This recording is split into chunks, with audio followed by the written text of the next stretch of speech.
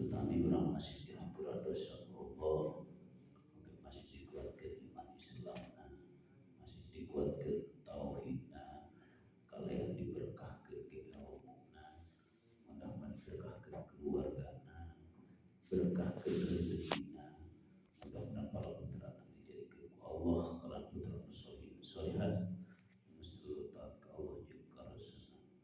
Bila mana Allah memanggil, mudah-mudahan kalian maut husnul khatimah. Amin ya rabbal alamin. Nah insyaallah dina ieu wengi rek menjelaskeun beramal apapun yang dikatakan beramal, apapun tujuan urang dina ngalaksanakeun ketika beramal tidak akan diterima oleh Allah dan tidak juga amal ketika beramal Allah tidak akan mengabul.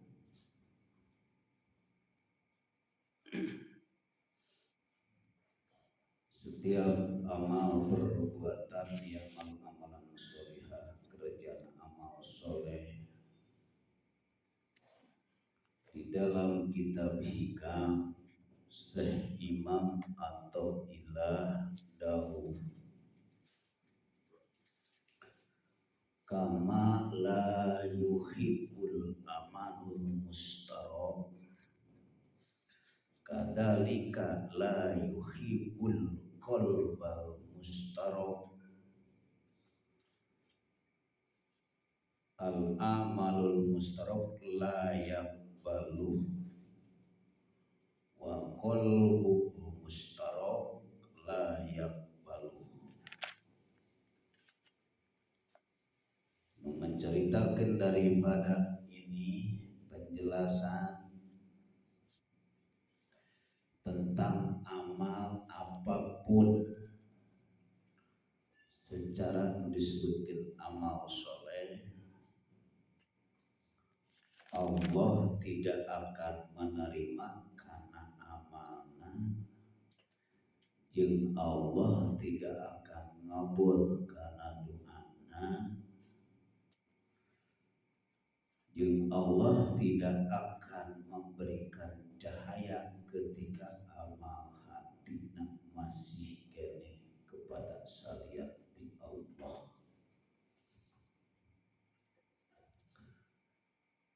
Setiap beramal nu disebutna amal mustarobu,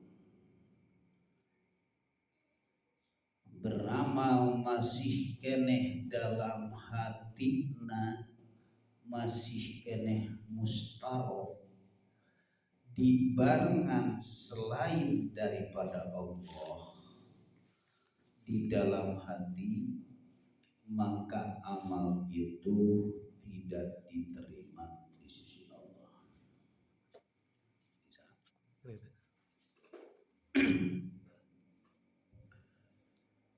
Tidak diterima bagaimana? Contoh layak bahwa sholat la bi huduril qalbi, teu narima Allah kana sholatna kecuali kudu hadir hatina.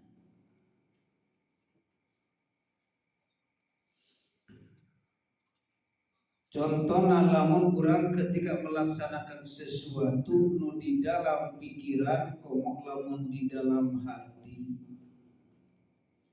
masih keneh mustaro aya keneh salian ti Allah di dalam hati, maka itu amal tidak diterima. Nah, orang selama ia berarti selalu setiap beramal itu tidak luput daripada salian ti Allah.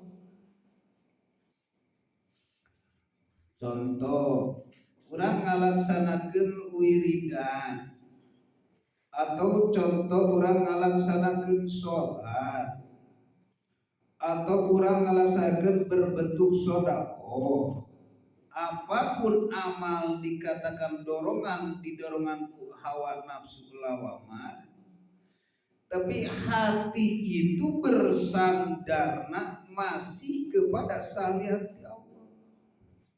Lain banget.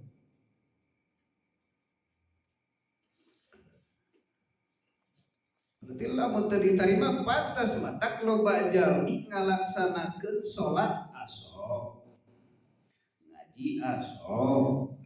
Ini babakan hati nih, babakan hati. Jadi ngaji babakan hati. Jadi ieu mah guruna nu kerjana adalah hati, bukan akal.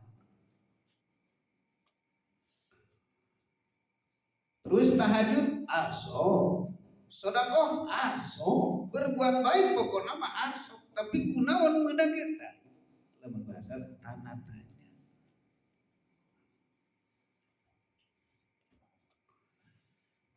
Jadi selama ia orang ngelaksanakan terus beramal kepada masih salianti Allah, masih kena mustarab fil hawa, masih kena keresepan dengan keresepan hawa nafsuna, maka disitulah di Allah tidak gampang penyakit golongan setan terhadap hati. Yang selalu dalam hati muncullah penyakit tilu rupa. Ketika beramal gampang itu si energi antara hama penyakit hati muncul. Ku ayana naon? Ku ayana urang tadi dah beramal masih mustarok, masih kepada salianti Allah. Kedatangan penyakit ria gampang ngalogodorna asupkeun hatena, sangat gampang.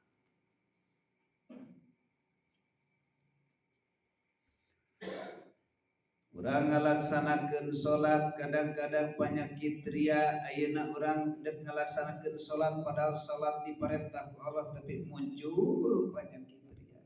Gampang. Yakin nu disebutkan doa nu teu dikabul teh doa teh ku sabab naon? Akibat urang mentana kasalian ti Allah.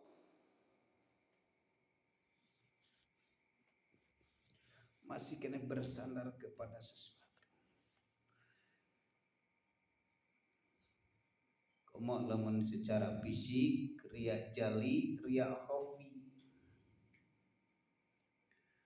Ria jali ketika apapun nu secara fisik, contoh lamun pakaian kadang-kadang rap dipake kusabab urang getol salat make pakaian terma itu gampang asupkeun hate. Urang boga nu mahal, batur mah teu boga. Udah segitu di jalan. Padahal urang rek salat.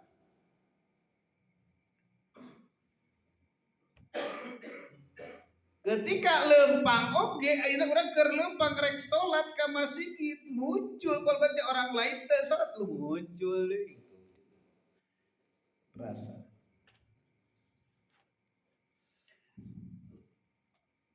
Gampang. Ketika dek ngalaksanakeun salat sudah di perjalanan pun sudah tidak, hati itu sudah tidak diterima. Ketika ke sholatnya nongkrongnya berarti nongkrong ini masih gitu. Babacaan lain doa nu teu dikabul.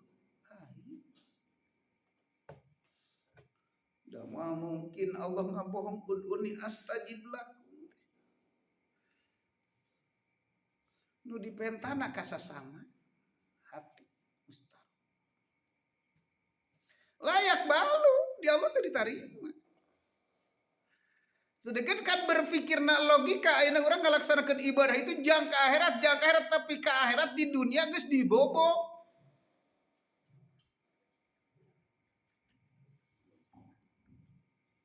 halus tapi teu salah, eta ge teu salah, cuman di masalah ditarima teu ditarima mah itu kan masih bersama Allah.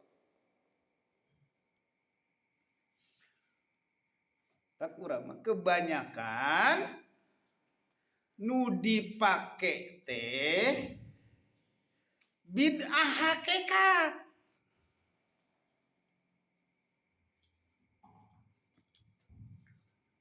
Bid'ah hakikat. Kalau dina secara syariat tidak.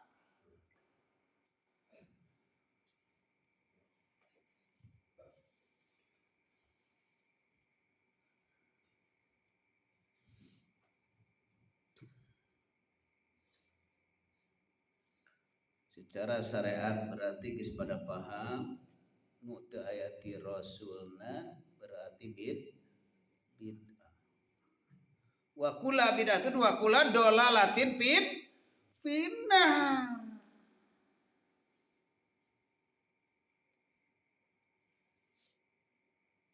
Matak cara beda pemahaman daripada Wahabi ke rasulna bid'ah neraka itu baru cangkang loh.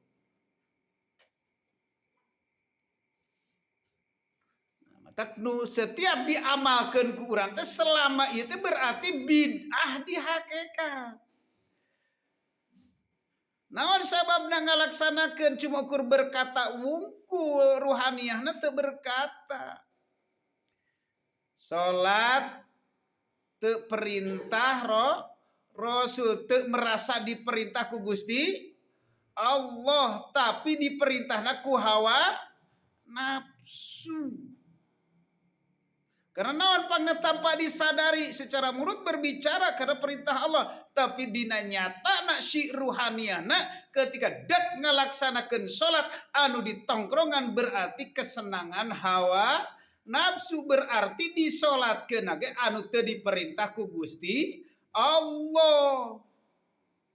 Kudu merasa diperintah Gusti, kudu merasa dirasulkeun ku Gusti.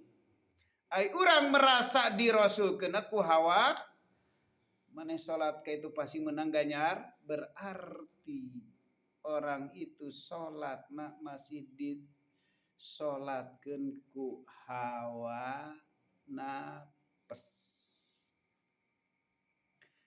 Matak pinar dolah sesat, matak sesat. Asup anar mata ketika jelema salat omong salat tapi ngalaksanakeun salat jelema tapi uring-uringan padahal urang teh salat asok ngaji asok tapi hese-hese teh rezeki teh kunaon ieu teh itu uring-uringan gitu.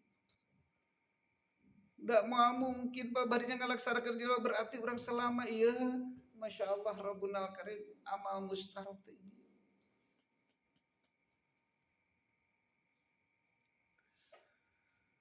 masih keneh diterima. Insya Allah masih keneh diteakan kesenangan hawa nafsu.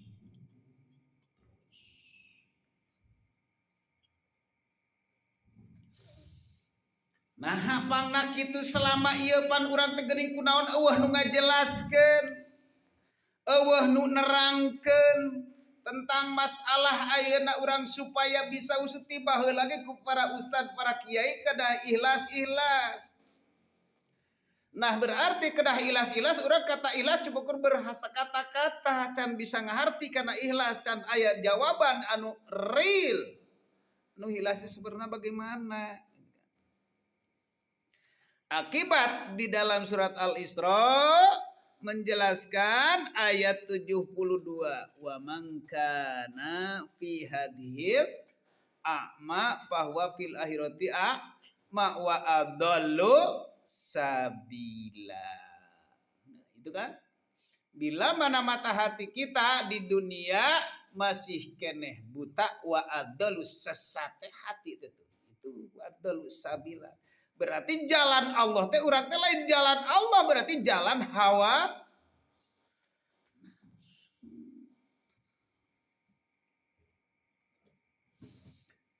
tong aneh takunaon di bararukana ayeuna ti baheula teu di bararuka kebanyakan susah. Hiji keur mah susah anu dibukakeun ku Allah oge. Ketika ayeuna anu dikehendak ku Allah kajian babakan tauhid hakikat dan ma'rifat sebelum ngadengikeun cana naon geus disesatkeun manten. Rek ti mana bisa katingalina da disesatkeun tah mata kanyahoan di dinya oh ieu mah cenah sesat. Padahal siapa yang menyebut sesat itu yang sesat. Oh cenah ieu mah alirana lain, cenah madhabna lain, urang mah tong ngilu kadinya karena beda aliran. Aliran yang mana? Oh cenah ieu madhab Maliki, ieu mah Hanafi. Moal kabuka lamun wae ayeuna urang terus-terus menyesatkeun. Ketika aya anu dibukakan memang urang arek datangna pun Masya Allah sebelum datang geus disatkeun apalagi datangna pasti muncul rasa ketakutan sieun cilaka cenah ngilu ka dinya mah. Aliranana beda. Rek di mana bisa muka nah atuh rasa ketakutan.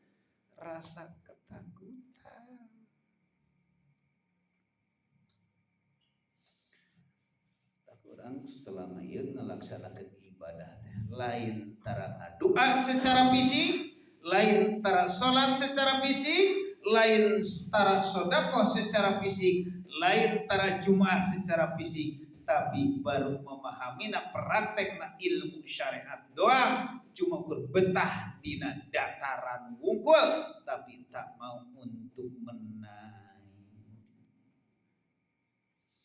Kalau betah terus-terus di dalam datar kapan naiknya? Sedangkan umur kita gak bakalan lama lagi. Kalau kita menunggu tua, apakah tahu kau harus pulang? Allah itu memberikan contoh bayi dipanggil. Orang 9 tahun banyak yang dipanggil. Orang 25 tahun banyak yang dipanggil. Apabila sudah tua geus poe mah kadaluar. Diberikan contoh.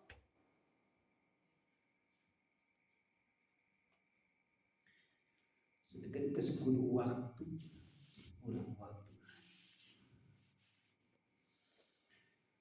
Nah, kusabab ayeuna urang ngalaksanakeun ibadah lain doa nu teu diijabah, lain doa nu moal diijabah kedah kusabab rek di mana Allah ngaijabah. Maka hasil nanti bebenang teh hawa nafsu kerja keras menang hawa nafsu. Ketika kerja keras menang dorongan hawa nafsu, ujung-ujungnya sanajan numpuk, sanajan melimpah, bakal disita.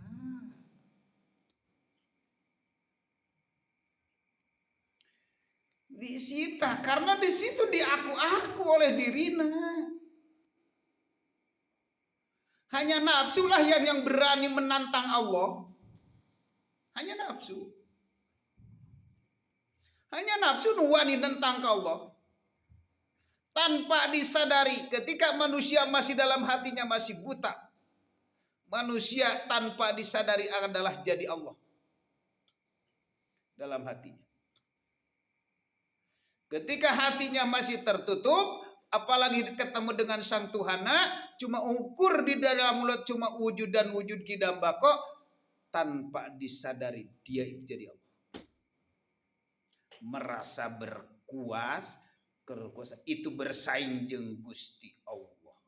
Setiap bersaing wala taj'alu lillahi amdadaw. Janganlah kau untuk jadi tandingan Gusti merasa aku yang bisa karena aku dalam hati. Dengan rasa ini selalu berbicara dalam hati.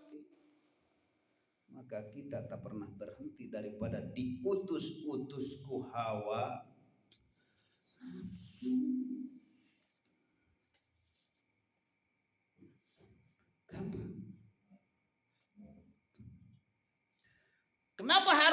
Kenapa? Karena sudah dibuka peluangnya. Contoh tadi orang ngalaksanakan ayeuna wiridan atau apapun lah, terserah amal soleh yang dikatakan tentang masalah didorong ku hawa nafsu, mata muncul ujub ria takabur itu gampang. Ria gampang, takabur apalagi.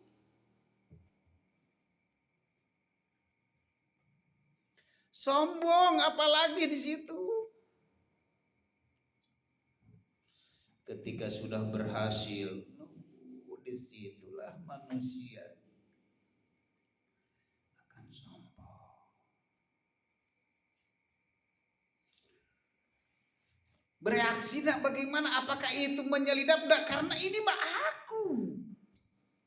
Cek hawa nafsu, karena ini mah aku, karena sifat aku seperti ini aku. Karena engkau itu sholat ngajinya dititah oleh aku, karena akulah ini aku yang sebenarnya ujub ria takabur.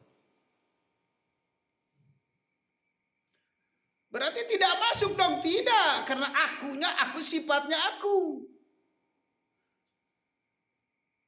Inna nafsa la amaratu bisu. Inilah aku. Inilah sifat aku. Berarti lain kedatangan iblis dikatakan lawan, inilah sifat aku, karena engkau itu disuruh oleh aku, akunya aku. Akunya Hawa.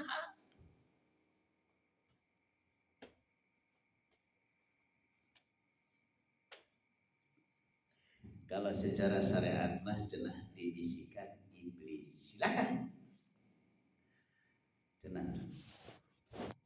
Karena anjeun teh dititahna ku aku nak hawa nafsu. Nah, muncullah sifat aku. Ujub ria takabur hubur riasa hubul mahmadah, berarti satu paket dong. Iya, itu satu paket.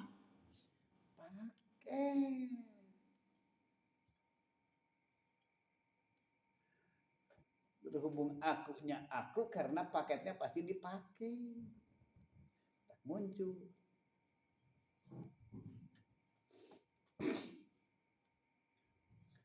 Tak dirinya hawa nafsu mah. Kan kalau secara syariat bacana dibisikan iblis itu dia penyakit iblis, padahal itu dia.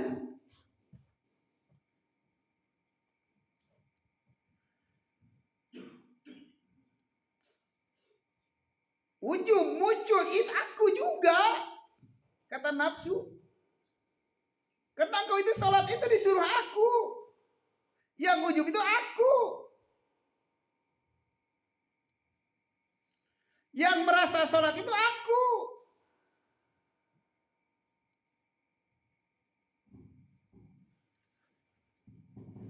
Yang merasa getol itu aku.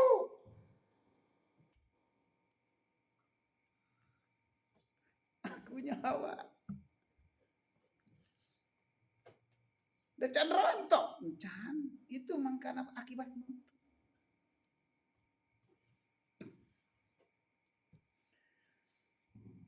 Sifat aku, ujub ria itu aku yang sholat, yang getol sholat ini aku, yang getol wiridan ini aku, yang getol sedekah itu aku,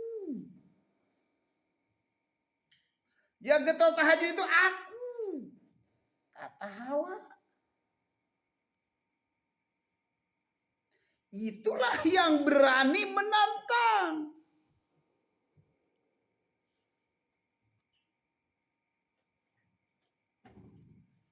Dengan keakuan akunya aku, maka itulah sifat aku.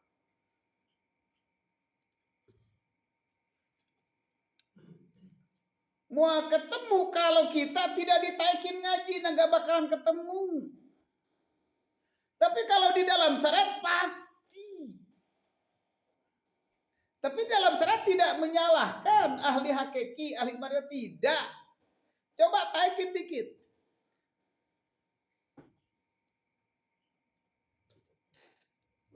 Pasti aku di sini.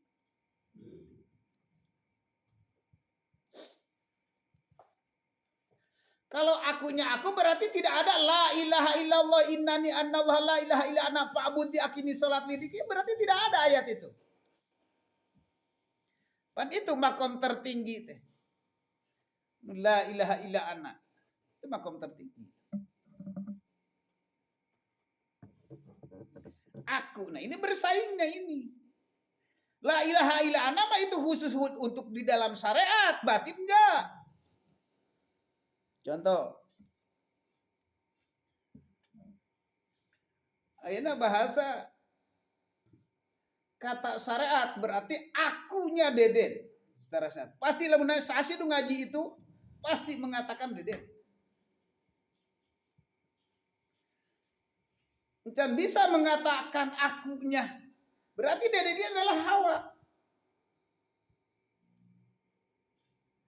Karena reka Allah na kahalangan mahjubun fi ismi. Kahalangan ku nama. Ketika hati yang sudah berkontaminasi dengan kepada Allah, si ruhaninya pasti berbicara secara mulut. Berbicara nama aku ini lama Deden, tapi hati berbicara tiada lain. Akunya Allah. Tapi ketika hati kita masih buta, gak bakalan. Matak sok teu nyaman kurang ketika kasinggung karena hati kita masih tertutup. Teu nyaman karena pasti melihatnya masih kena hawa. Secara fisik nggak apa-apa, tapi batin. Nah kalau sudah batin, sudah merasa sakit, besok atau lusa gak bakalan mau ngaji lagi karena aku sakit. Mendengarkan kajian selalu menyinggung kepada aku. Gak bakalan. Inilah yang ahli hijab. Selalu tertutup.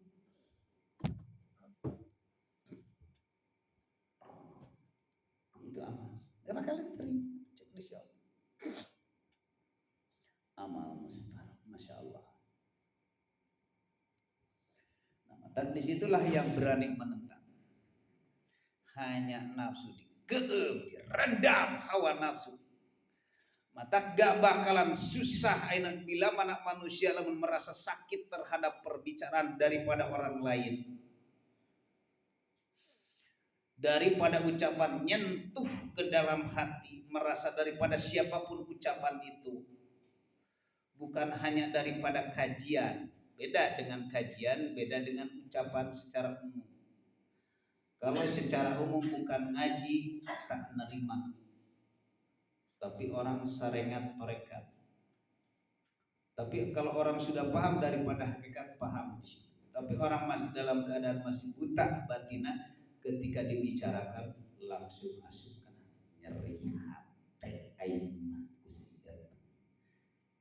nyeri ku ucapana. Ketika sakit dengan ucapannya siapapun, mau istri, mau suami, mau tetangga atau siapapun, terus merasa tersakiti, mata muncullah berhubung rasa di situ, hawa nafsu, muncullah sifat yang tadi aku tersakiti hati ini, biarlah aku dibisikkan dalam batin. Kusabab engkau tersakiti, simpan di dalam hatimu. Ketika disimpan di dalam hatimu, merasa penyakit dendam.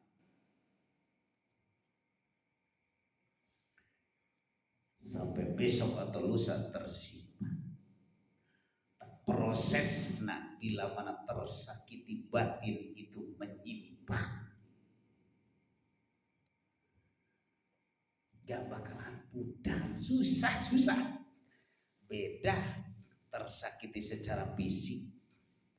Sekarang luka diobati, mau ke dokter ke mau obat kayu putih atau napinon, betadin, seminggu kemudian sudah tapi sakit hati.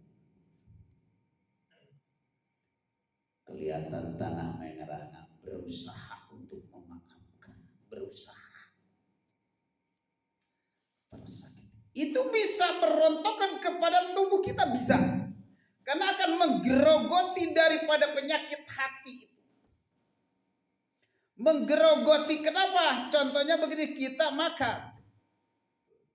Anu dibeuweung sangu, anu ditelan hati.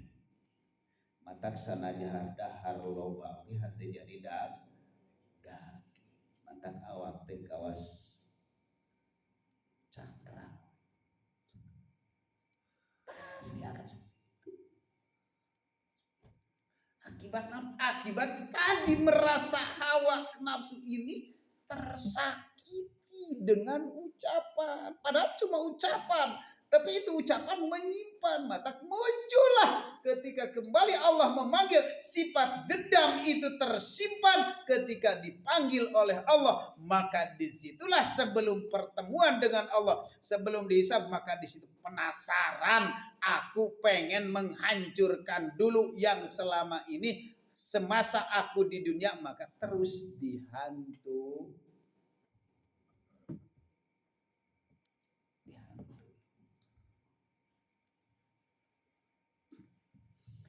Sifat aku,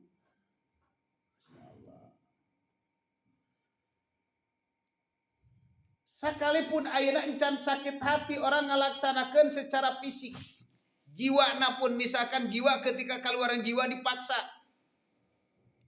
terpaksa jiwa keluarnya kematian, secara kematian, secara logika, secara nafsu sama nafsu. Contoh manusia ngalaksanakan ayeuna misalkan diperkosa terus dibunuh, atau napi tabrakan, dalam begitu saja menggebuk-gebuk ke hawa nafsu, maka disitulah akan gentayangan juga. Korin-korina akan terus, itulah jiwa-jiwa anakku sebab meninggalna termasuk masih kontaminasi dengan urusan-urusan dunia, maka ketika meninggal pun tetap akan seperti itu.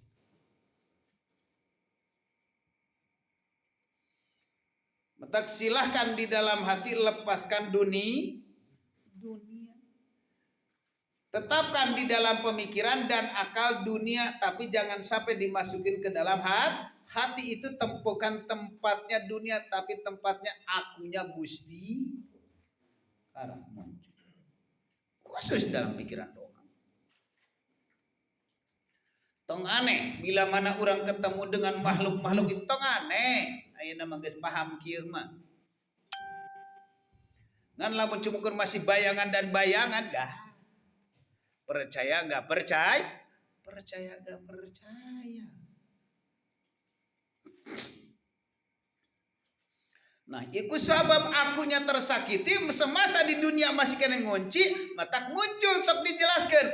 Bila mana siapapun yang selalu mengunci di dalam hatinya, bukan dalam pikiran, cuma pikiran ketika melihat kelamaan, maka muncullah penyakit dalam hati, yaitu pernapasan terganggu. Disebut penyakit bengek atau penyakit asma, penyakit nama. Asma teh nama. Nama Allah ku sabab hilang. Nu aya nama akunya Hawa. Maka di situ kena.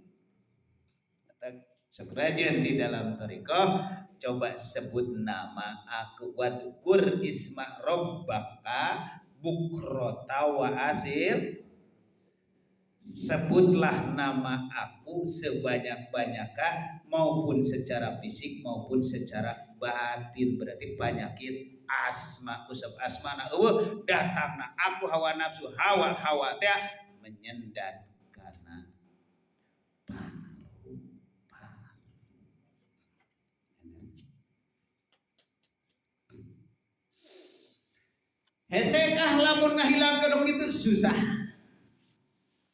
Kalau secara syariat, contoh lamun penyakit secara syariat antara dosa secara syariat masih gampang. Cara menghilangkanlah, menghindarlah dari tempat pemaksiatan.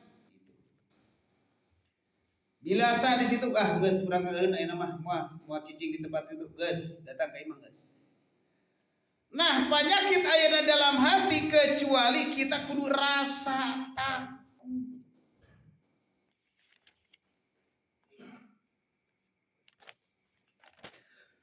Nu bisa ngahilangkeun secara di dalam la yahruju syahwat minal qalbi la haubun mudzimun aw syauqul mualliku kama la yuhibbul. Moal bisa keluar keinginan hawa sunnah qalbu la ilaha lahu kecuali ku rasa takut.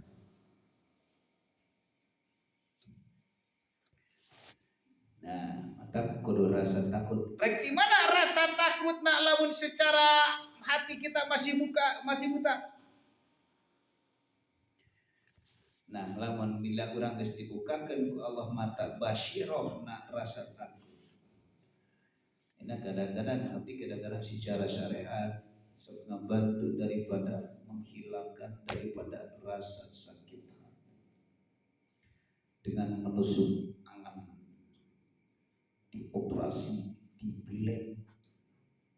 Sebenarnya malah mencari boga ilmu dan kudu rasa ketakutan. Nah, ini kayaknya jadi tong disimpan ketika aya penyakit asma pibahaneun atau sudah ada. Lamun dendam pibahan. Tong disimpan penyakit. Mending oge ayeuna mah asma terus disebut. Insyaallah asma